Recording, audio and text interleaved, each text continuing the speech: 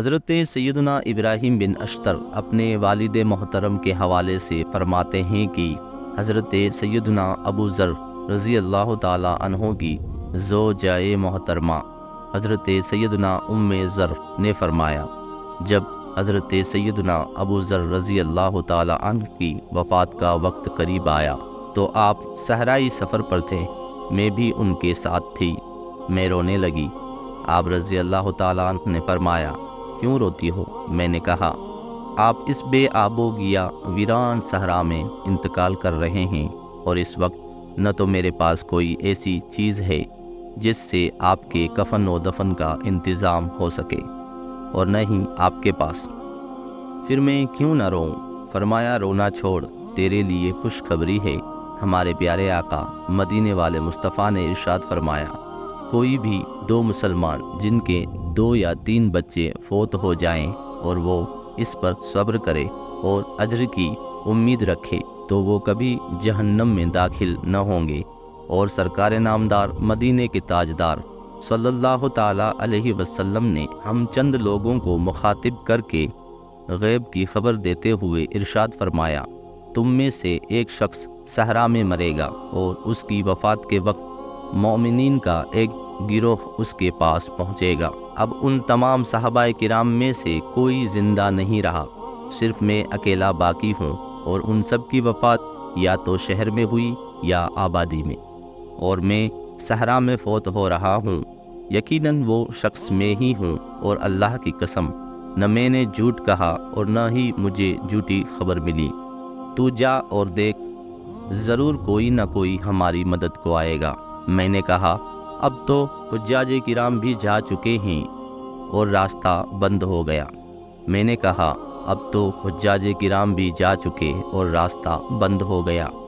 فرمایا، تو جا کر دیکھ تو صحیح۔ چنانچہ میں ریت کے ٹیلے پر چڑھی اور راستے کی طرف دیکھنے لگی۔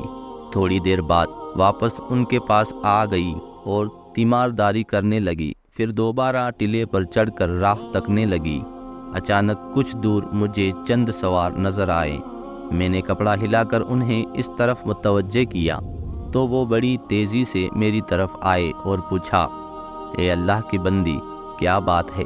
میں نے کہا، مسلمانوں میں سے ایک مرد داعی اجل کو لبیک کہنے والا ہے، کیا تم اسے کفن دے سکتے ہو؟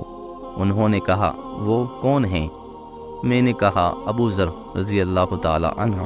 کہا، وہی ابو ذر جو پیارے آقا صلی اللہ تعالی علیہ وسلم کے صحابی ہیں؟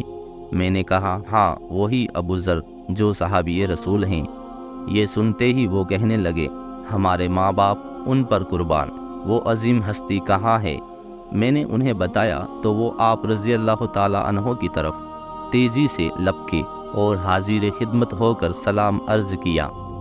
آپ رضی اللہ تعالی عنہ نے جواب دیتے ہوئے انہیں مرحبا کہا اور فرمایا، تمہیں خوشخبری ہو، میں نے مدینے کے تاجدار صلی اللہ تعالی علیہ وسلم کو یہ فرماتے ہوئے سنا، کوئی بھی 2 مسلمان جن کے 2 یا 3 بچے فوت ہو جائیں اور وہ اس پر صبر کرے اور اجر کی امید رکھے تو وہ کبھی جہنم میں داخل نہ ہوں گے۔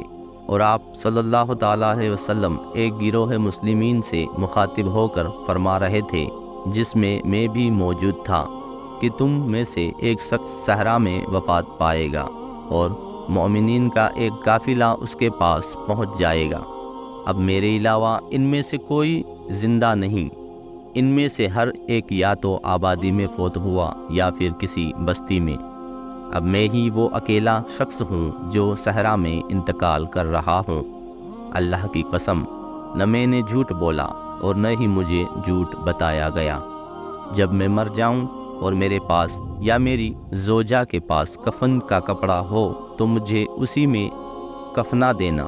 اگر ہمارے پاس کفن کا کپڑا نہ ملے تو تمہیں اللہ کی قسم دیتا ہوں کہ تم میں سے جو شخص حکومتی عہدیدار ہو یا کسی امیر کا دربان ہو یا کسی بھی حکومتی عہدے پر ہو تو وہ مجھے ہرگز کفن نہ دے۔ اتفاق کی بات تھی کہ ان میں سے ہر ایک کسی نہ کسی حکومتی عہدے پر رہ چکا تھا یا ابھی عہدے پر قائم تھا۔ صرف ایک انصاری جوان بچہ جو کسی طرح بھی حکومت کا نمائندہ نہ تھا۔ وہ نوجوان آپ رضی اللہ تعالیٰ عنہ کے پاس آیا اور کہنے لگا، میرے پاس ایک چادر اور 2 کپڑے ہیں جنہیں میری والدہ نے کاٹ کر بنایا ہے، میں انہی کپڑوں میں آپ کو کفن دوں گا۔ آپ نے فرمایا، ہاں تم ہی مجھے کفن دینا۔ پھر آپ کا انتقال ہو گیا تو اسی انصاری نوجوان نے کفن دیا اور نماز جنازہ کے بعد آپ کو وہیں دفنا دیا گیا۔